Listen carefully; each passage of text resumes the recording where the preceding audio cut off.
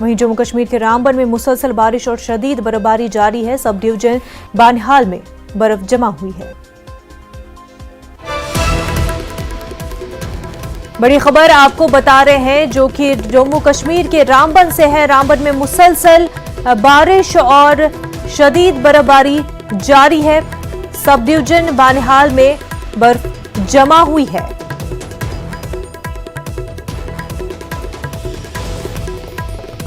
तो आपको बता दें कि ये बड़ी खबर जम्मू कश्मीर से है। रामबन में मुसलसल बारिश हो रही है, शदीद बर्फबारी जारी है।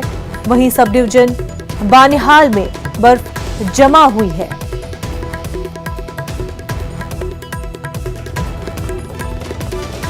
चले कलान के चलते रामबन में आपको बता दें कि बारिश का सिलसिला जारी है, बर्फबारी जारी है।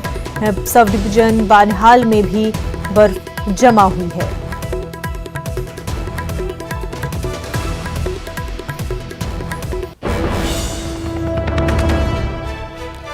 आप तस्वीरों में देख सकते हैं वादी बर्फ की चादर तले ढक गई है।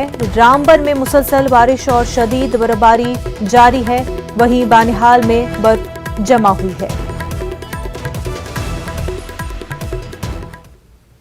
कोरोना वबा के दौरान बाहमी इमदाद और इंसाफ